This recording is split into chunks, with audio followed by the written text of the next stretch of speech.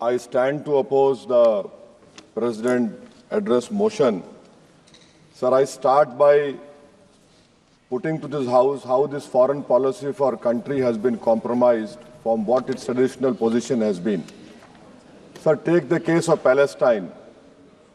61,709 Palestinians have been killed. 1,11,588 have been injured. India is a signatory to, India is a part to Genocide Convention, and the Genocide Convention says that anyone who's party to the Genocide Convention must contribute to ensure it prohibits from contributing to genocide and also requires to take steps to prevent it. Sir, not a single hospital is there in Gaza. This country, this great nation of mine, had constructed 2 floors of a library in a university. Those universities and that library has been finished. You have 1.2 million people being made homeless. Deliberate starvation has happened. And people have no drinking water. And what do we see now? We have heard the Prime Minister saying, I'll stop the war in Ukraine. Where is my Prime Minister? Where is this government? Why are they keeping quiet on this genocide which is being perpetrated on the Palestinians? What has been the traditional stance of our country from Mahatma Gandhi up to all the Prime Ministers? Why can't we oppose the genocide? We are party to the Genocide Convention. I am warning this government that when the genocide history of Gaza will be written, this Prime Minister will also be in the list of accomplices. I demand from the government that let our country take the responsibility of constructing the health sector in Gaza. Invite more Palestinians to India on scholarship. Let them rebuild that Gaza.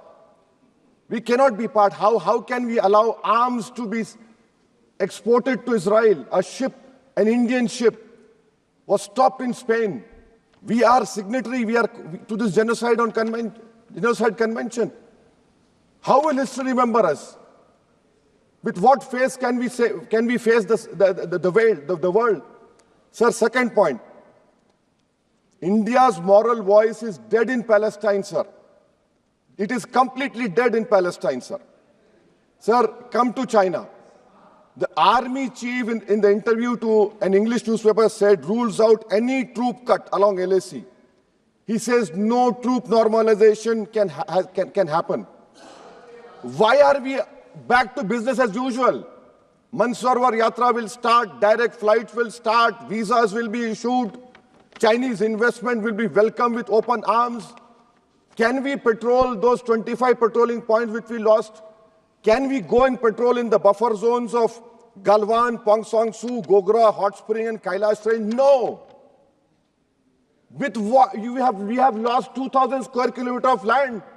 And it is back to business with China. I strongly condemn this step which this government is taking in the fear of China.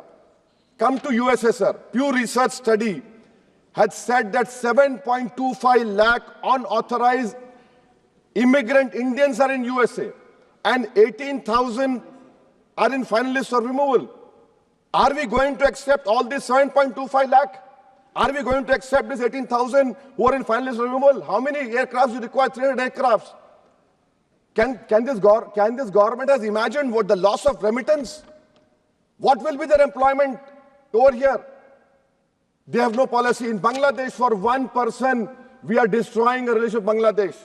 When will my Prime Minister meet his counterpart in Bangladesh? I fear, sir, that we will be out of the game. When I say the term game, the government understands that. Sir, coming to minorities, sir.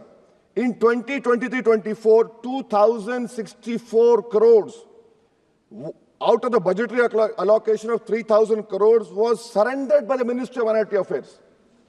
I have been consistently demanding from last 10, 11 years that the pre-matric, post-matric merit cup means should be made demand-driven, and only 2,000 crores required. Because of it not making demand-driven, you have thousands of Muslim students who are out of education. There has been empirical studies like the Kundu Committee which said that the reason for Muslim out-of-school children is financial wherewithal. You're not interested to ensure that Muslim children study. My community has the highest illiteracy rate in women. I have only 3 graduates out of 100. You're after Jamia Millia, you're after AMU. And madrasa you have cut down, yes, you don't read. You have cut down the money on madrasa also. I mean, if you read, you'll know. So why can't you do it, sir? And that is why I say, sir, this PMVJK scheme, come to Mustafabad and Okla and see. You have Mount Everest of garbage which is being dumped right inside a Muslim area. Why? Because it's a Muslim area. And then you have this person who was given birth politically through surrogacy by an institute which has an allegiance to a person who wrote "We Are a Nation Undefined" and bunch of thoughts. That person day in, day out lies. He lies. His whole start point and end is lies only. But what I'm hearing from the ground, which I've seen, a pure organic Muslim leadership will emerge on Wednesday, sir. Sir, I am cautioning and warning this government. I am cautioning and warning this government. If you bring and make a Waqf law in the present form, which will be violation of Article 25, 26 and 14, it will lead to social instability in this country. It has been rejected by the entire Muslim community. No Waqf property will be left. Nothing will be left, I say. You want to make India Viksit Bharat? We want Viksit Bharat. You want this country to take back into 80s and early 90s? It will be your responsibility. Because as a proud Indian Muslim, I will not lose an inch of my masjid. Forget about a masjid. I will not lose an inch of my dargah. I will not allow that. We will no more say and come and give a diplomatic talk over here. This is the house which I have to stand up and say honestly that my community, who are proud Indians, it is my property, not given by anyone. You cannot snatch it away from me. Waqf is a form of a worship for me. Sir, unemployment. Youth unemployment has increased to 45%. I'll give you examples, sir. Mumbai airport, for 1,800 jobs, 15,000 graduates turned up, sir. 15,000 graduates. I must congratulate the Prime Minister. Sir, in Bihar and UP, you see train stations overflow with aspirants every time there's an exam for government. In public sector, oil and gas sector, so 15,700 jobs lost, even though their revenue doubled. Central PSUs eliminated 2.7 lakh jobs over past decade. MSMEs, sir, in April, August 2024, on 11,500 MSMEs would have been shut down.